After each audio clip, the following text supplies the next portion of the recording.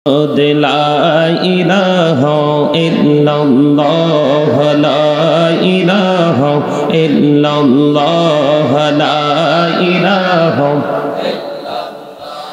لا إله إلا الله لا إله হায়রে কত সুন্দর মদিনা কেমনে যাব জানি না হায়রে কত সুন্দর মদিনা কেমনে যাব জানি না হায়রে দয়া করো দয়াল আল্লাহ দয়া করো নসিব করো মদিনা লা ইলাহা ইল্লাল্লাহ লা ইলাহা হায়রে নামাজে রোজা ছাইরো না মা বাবাকে ভুইলো না হায়রে নামাজে রোজা আহা মা বাবাকে ভুইল না হায়রে জান্নাত বাসী হইতে চাইলে জান্নাত বাসী প্রাণ ভরে করো সাধনা লা ইলাহা ইল্লাল্লাহ লা ইলাহা ইল্লাল্লাহ লা ইলাহা তুমি কহুরে বানাইলা সফিউল্লাহ তুমি কহুরে বানাইলা নজিউল্লাহ মোর নবীকে বানাইলা তুমি মোর নবীকে বানাইলা তুমি নূর মুহাম্মদ সাল্লাল্লাহ লা ইলাহা ইল্লাল্লাহ লা ইলাহা লা ইলাহা ইল্লাল্লাহ মুহাম্মাদুর রাসূলুল্লাহ সাল্লাল্লাহু আলাইহি ওয়াসাল্লাম আল্লাহ আল্লাহ আল্লাহ আল্লাহ আল্লাহ আল্লাহ মুহাম্মদে Allah Allah Allah Allah Allah Allah এই নামেতে এত মধু এই নামেতে এত মধু জাহানিনি তো আগের দয়াল জাহানিনি তো আগে যতই জাপি নামটি তোমার যতই জাপি নামটি তোমার তোই মধুর লাগে রে দয়াল তোই মধুর লাগে আল্লাহ আল্লাহ আল্লাহ আল্লাহ আল্লাহ আল্লাহ আল্লাহ আল্লাহ আল্লাহ আল্লাহ এলাহু দো রিহি আর মাঝে এলাহু দো রিহি আর মাঝে কিসের করো খেলা পিছের দিকে চাইয়া দেখো পিছের দিকে চাইয়া দেখো ডুবে যায় তোর বেলা রে আল্লাহ আল্লাহ আল্লাহ আল্লাহ আল্লাহ আল্লাহ আল্লাহ আল্লাহ আল্লাহ আল্লাহ প্রাণে বড়িয়া ডাকে রে বান্দা প্রাণে বড়িয়া ডাকে হায়রে প্রাণে বড়িয়া ডাকে রে বান্দা প্রাণে বড়িয়া ডাক হায়রে প্রাণ বড়িয়া ডাকিলে রে বান্দা প্রাণে বড়িয়া ডাকিলে রে বান্দা গহনা করব মহা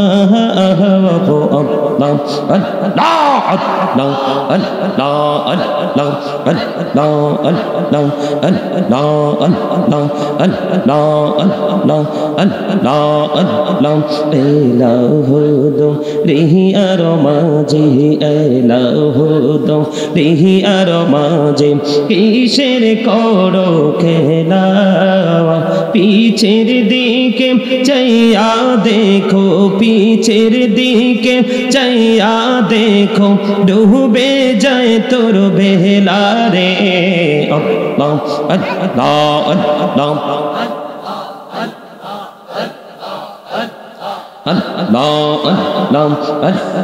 प्रेमीरान कहरे गो नबी मेहराजेते जाइया प्रेमीरान कहरे गो नबी मेहराजेते जाइया दयाल प्रभु दिलेन मेराज दयाल प्रभु दिलेन मेराज मोमिनेर लागिया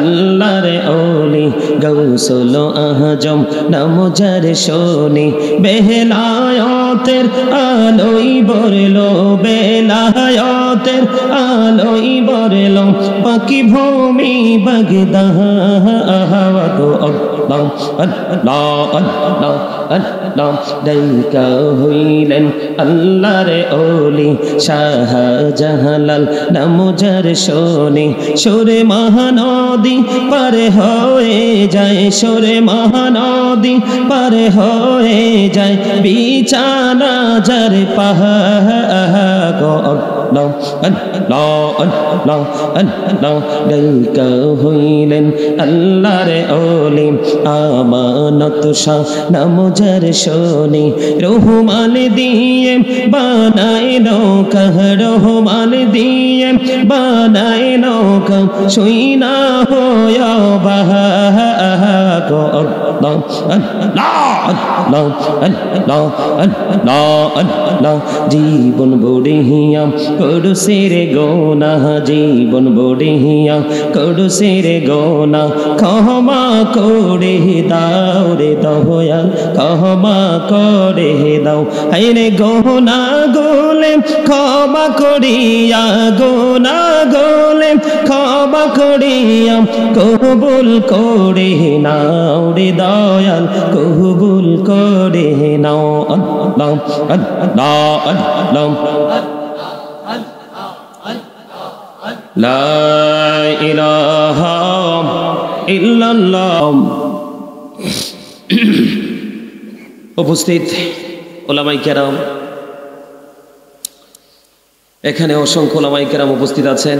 উপস্থিত ওলামাই কেরাম, দূর দূরান্ত থেকে আগত মেহমান বৃন্দ, দাড়ি পাকা আমার মুরব্বী বাবারা, যুবক ভাইয়েরা, পর্দানিশী আমার মা ও বোনেরা, বিশেষ করে আজকে যারা এই গাউসুল আজম জামে মসজিদের উদ্যোগে আজিমুসান নৌরানি সুন্নি মহাসম্মেলনের আয়োজন করেছেন, এই জায়গাটার নাম হচ্ছে লালমাই বড় ধর্মপুর মধ্যপাড়া। আপনারা যারা আজকে এই সুন্নি মহাসম্মেলনের আয়োজন করেছেন, টাকা দিয়ে, পয়সা দিয়ে, অর্থ দিয়ে, বুদ্ধি দিয়ে, শ্রম দিয়ে, সার্বিক সহযোগিতার মাধ্যমে, আপনাদের সকলের প্রতি আন্তরিক সালাম। আসসালামু আলাইকুম ওয়া রাহমাতুল্লাহি ওয়া বারাকাতুহু। সম্মানিত উপস্থিতি, আপনারা কি আজকের মাহফিলে আসতে পেরে, বসতে পেরে খুশি? সবাই যদি খুশি হন সকলে পড়ুন আলহামদুলিল্লাহ। আর জোরে আল্লাহ রাব্বুল আলামিন আমাদেরকে আজকে জান্নাতের বাগানে আসার তৌফিক দিয়েছেন, বসার তৌফিক দিয়েছেন। তার পাশাপাশি আল্লাহর হাবিবের শানে কয়েক মর্তবা দরুদ ও সালাম, আল্লাহর জিকির করার তৌফিক আল্লাহ আমাদেরকে দিয়েছেন। সেই শুকরিয়া তান সকলে আরো একবার পড়ুন আলহামদুলিল্লাহ। একটু জোরে বলুন। আমি শুরুতে আপনাদেরকে বলবো, আমরা আপনারা যারা আজকে মাহফিলে উপস্থিত হয়েছি, আমরা কিন্তু আজকের মাহফিলে এক ধরনের উপস্থিত হয়ে এক ধরনের যুদ্ধে কিন্তু আমরা বিজয় ছিনিয়েছি। এই যে মাহফিলে আসাটা বর্তমান প্রেক্ষাপটে, এটাও কিন্তু আত্মার একটা জিহাদ। কিসের কথা বলতে হবে কিন্তু? কিসের জেহাদ? কারণ মানুষ কিন্তু, মানুষের আসল সত্তা কিন্তু তার দেহ নয়, তার আত্মা। কথা বলেন, মানুষের আসল সত্তা কি? তার আত্মা। বলে হুজুর আমরা কিভাবে আত্মার সাথে জেহাদ করেছি? আত্মার সাথে জেহাদ হলো আমাদের পৃথিবীতে সবচেয়ে বড় শত্রু, সবচেয়ে বড় শক্তিধর শত্রু, সেটা হলো শয়তান। সেটাকে শয়তান কিন্তু চায় না মানুষ মসজিদে যাক, মাদ্রাসায় যাক, ভালো কাজে নিজেকে ইনভলভ করুক, এটা কিন্তু শয়তান চায় না। এই যে আমরা পবিত্র কাজে জান্নাতের বাগানে, যার চতুর্পাশে চারপাশে রহমতের ফেরেশতারা আপন করে ঘেরাও করে রেখেছে, আপনার আমার নাম কিন্তু ফেরেশতাদের নোটবুকে লিপিবদ্ধ হচ্ছে। এই জায়গাটাতে আসা কিন্তু শয়তান কখনোই ভালো মনে করে, কারণ জানে মানুষ জীবনে যত বেশি ভালো কাজে ধাবিত থাকবে তত বেশি সে জান্নাতের নিকটবর্তী হবে, তার চিরস্থায়ী ঠিকানা জান্নাতে হবে। কারণ শয়তান চিরদিনের জন্য জান্নাত থেকে বহিষ্কৃত হয়েছেন। আপনারা একটু মন দিয়ে আলোচনা শুনবেন, আরো জোরে।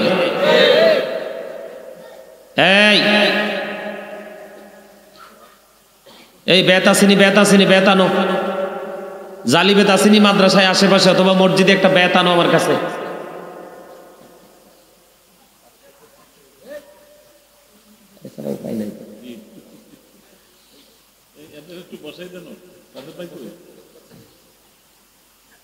সম্মানিত উপস্থিতি, আজকের এই মাহফিলে কি আপনারা এসে খুশি না?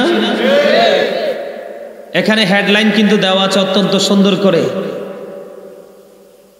এলাকায় পরলোক গমনকৃত ব্যক্তিদের স্মরণে লালমাই বড় ধর্মপুর মধ্যপাড়া গাউসুল আজম জামে মসজিদের উদ্যোগে আজকে আজিমুসান নুরানি সুন্নি মহা সম্মেলনের আয়োজন করা হয়েছে। পরলোক গমন মানে কি? আপনাদের এলাকা থেকে অনেক আপনজন কি কবরে চলে গেছে না? কথা বলেন, গেছে কিনা? ওই অনেকে লেখে আর কি, শুরুতেই হেডলাইনটা এমন ভাবে দেয়, আত্মার মাগফিরাত কামনার উদ্দেশ্যে। কথা কিন্তু একটাই, কথা কি? মূল কথা কিন্তু একটাই, কিন্তু সেই জিনিসটাকে সামনে এনেছে অত্যন্ত চমৎকার ভাবে, ভিন্ন ভাবে। এটা অত্যন্ত সুন্দর দেখায়, আমার কাছে ভালো লাগছে কথাটা। ব্যতিক্রম ভাষায় সে মনের ভাব প্রকাশ করেছে তার লেখনির মাধ্যমে। তো আপনার আমার আপন স্বজন তো নিশ্চয়ই কবরে আছে, কথা বলে না? আছে না? তো তাদের জন্য কি একটু হাদিয়া লাগে না, পাঠানো দরকার না? এই মাহফিলটা হলো আজকে তাদের জন্য হাদিয়ার একটা অন্যতম একটা মাধ্যম। আল্লাহ রাব্বুল আলামিন আলেমদেরকে এত দাম বাড়িয়ে দিয়েছেন, আজকের এই যে জান্নাতের বাগান সাজিয়েছেন, এখানে কিন্তু কোনো বাংলাদেশের অত্যাধুনিক কোনো সিঙ্গার আসবে না? আসবে? কথা বলেন, আসবে? কোনো ফাইটার আসবে? এরকম ধরনের কেউ আসবে না। এসেছেন আলেমরা। কারা? হক্কানি কোনো আলেম যদি কোনো গ্রামের উপর দিয়ে হেঁটে যায়, মহল্লার উপর দিয়ে হেঁটে যায়, কম পক্ষে 40 দিন পর্যন্ত ওই গ্রামবাসীর কবরবাসীর কবর আযাব আল্লাহ বন্ধ করে দেয়। কেন জানেন? কারণ আছে। আল উলামাউল ওয়ারাসাতুল আম্বিয়া, নবীদের ওয়ারিস হলো আলেমরা, তবে সব আলেম না, হক্কানি আলেমরা। কারা? আবার আল্লাহ রাব্বুল আলামিন কোরআনে আরো চমৎকার ভাবে বলেছেন, ইন্নামা ইয়াখশাল্লাহা মিন ইবাদিহিল উলামা। পৃথিবীতে যে আল্লাহর বান্দাগুলো আল্লাহ পাঠিয়েছেন, এই বান্দাগুলোর মধ্যে আল্লাহ রাব্বুল আলামিনকে যদি সত্যিকার অর্থে কোনো বান্দা ভয় করে থাকে, তাহলে তারা হলো আলেমরা। জোরে জোরে সুবহানাল্লাহ, আরো জোরে। এই জন্য আলেমদের সোহবতে থাকলে কিন্তু আপনারাও জান্নাতে যাবেন। সুবহানাল্লাহ বলেন না? আলেমদের সোহবতে থাকলে কিন্তু আপনারাও কোথায় যাবেন? জান্নাতে যাবেন। এখানে কিন্তু দেখেন, এখানে কিন্তু গাউসুল আজম শব্দটা যুক্ত করেছে। কি করেছে? গাউসুল আজম জামে মসজিদ। গাউসুল আজম কাকে বলা হয় জানেন? বড় পীর আব্দুল কাদের জিলানী রহমতুল্লাহি আলাইকে বলা হয়। মহিউদ্দিন আব্দুল কাদের জিলানী, ঠিক কিনা হুজুর? মহিউদ্দিন এখানে কিন্তু আমাদের দেশে অনেকে আছে গাউসুল আজম বললে ওমা গো মা মাথা মোথা খারাপ হয়ে যায় করে, বাপরে গাউসুল আজম না জানি কি। আসলে এটা কোনো অভিশপ্ত শব্দ নয়, বরং সেটা নিয়ামত, এটা বরকতপূর্ণ। কার নাম? যিনি কাদরিয়া তরিকার ইমাম, লিডার। কাদরিয়া তরিকার ইমাম যিনি, লিডার যিনি, তিনি হলেন বড় পীর আব্দুল কাদের জিলানী। আমরা বলি মহিউদ্দিন আব্দুল কাদের জিলানী বলি, গাউসে পাক বলি, বলি না? এক একজন এক এক রকম ভাবে তারা সম্মানী মানুষ বিধায়, কিন্তু তাদের লকবের কোনো অভাব নেই। মহিউদ্দিন মানি হলো কি জানেন? বড় পীর আব্দুল কাদের জিলানী তিনি এমন একজন আল্লাহর ওলি ছিলেন, ইসলামের নতুন প্রাণ সঞ্চারণকারী ছিলেন তিনি। জোরে জোরে সুবহানাল্লাহ। মানে ইসলামের নতুন প্রাণ দাতা। আল্লাহ তো সবকিছু, আল্লাহ রাব্বুল আলামিনের ওয়ার্ডার, আল্লাহর হুকুম, কিন্তু পৃথিবীতে কি একটা মিডিয়া লাগে না? কথা বলেন না কেন? একটা উসিলা লাগে না? অবশ্যই লাগে। সেই উসিলাটা ছিল তৎকালীন সময়ে ইসলামের ক্লান্তি লগ্নে বড় পীর আব্দুল কাদের জিলানী রহমতুল্লাহি আলাইহি। জোরে জোরে বলেন না সুবহানাল্লাহ, আরো জোরে বলেন না সুবহানাল্লাহ। উনি কেমন আল্লাহর ওলি ছিলেন জানেন? ওনার মা, উনি যখন গর্ভে, ওনার মা আঙ্গুর খেতে মন চেয়েছিল, তো ওনার মা যখন আঙ্গুরের থোকনার দিকে যখন হাতটা বাড়াইতে চাইছিল, তখনই উনি ওনার মায়ের পেটের মধ্যে এত জোরে লাথি দিয়েছিল, সেদিন মা এই ব্যথা, পায়ের আঘাতের কারণে ব্যথায় ইনি আঙ্গুর খাওয়ার স্বাদ ওনার চলে গেল। জোরে জোরে বলেন না সুবহানাল্লাহ। উনি যখন পৃথিবীতে আসলো, যেহেতু এখানে গাউসুল আজম শব্দটা দেওয়া আছে, এই জন্য একটু বলতেছি আপনাদেরকে, বুঝতে যেন অসুবিধা না হয়, কোনো ফিতনা যেন আপনাদের না হয়। তো উনি পৃথিবীতে আসার পরে ওনার মাকে বলল, মা তুমি আমাকে ক্ষমা করে দাও। সুবহানাল্লাহ বলেন না আরো জোরে। বন্ধুরি আমার, উনি ওনার মা জননীকে ডেকে ডেকে বললেন, মা গো আপনি আমাকে ক্ষমা করে দেন। বাবা তুমি কোনো অন্যায় করনি, তুমি তো কোনো অপরাধ করনি বাবা, কেন গো আমার কাছে তুমি ক্ষমা চাইছো?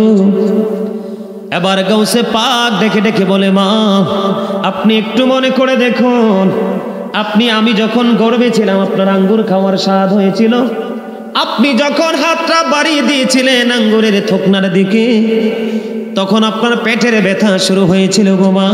কয় বাবা তোমার কথা সত্য, তখন আমার আঙ্গুর খাওয়ার স্বাদ আমার ভুলে গিয়েছিলাম, আমি পরিপূর্ণভাবে ভুলে গিয়েছিলাম। তখন তিনি বলতেছেন, সেদিন আপনি যে আঙ্গুরের থোকনার দিকে হাত বাড়িয়েছিলেন, আপনার হাত যদি আঙ্গুরের থোকনা পর্যন্ত পৌঁছাতো, ওই থোকনার মধ্যে ছিল বিষাক্ত সাপ, ওই সাপ আপনাকে সবল মারতো, আর সবল মারার কারণে বিষের যন্ত্রণায় আপনি মারা যেতেন। এই জন্য আমি সেদিন আপনার পেটে আঘাত করেছিলাম, আপনি ব্যথার কারণে আঙ্গুর খাওয়ার স্বাদ যেন বলে যান, এটা আমার বড় অন্যায় ছিল, আমাকে ক্ষমা করে দেন। ওনাকে বলা হয় গাউসুল আজম, গাউসে পাক মহিউদ্দিন আব্দুল কাদের জিলানী, যিনি কাদরিয়া তরিকার ইমাম। জোরে জোরে কন্যা সুবহানাল্লাহ, আরো জোরে। গাউসে পাকের জামানায় একবার মানুষের মহামারী শুরু হলো। কি হলো? মহামারী শুরু হলো। তো মহামারী যখন শুরু হয়েছিল, তৎকালীন সময় তিনি একটা মসজিদের আঙ্গিনা থেকে ছোট ছোট করে সবুজ ঘাস তুলে তুলে মানুষকে দিয়েছিলেন। কি করেছিলেন? ওনার হাতে দিয়েছিলেন, যেই ওনার এই ঘাস এই ঘাস হয় না আমাদের মসজিদ মাঠে, এই ছোট ছোট সবুজ ঘাস দিয়েছিলেন, যারাই চিবিয়ে রস খেয়েছিল তাদের এই বিমার ভালো হয়ে গিয়েছিল। জোরে জোরে সুবহানাল্লাহ, আরে আরো জোরে বলেন সুবহানাল্লাহ।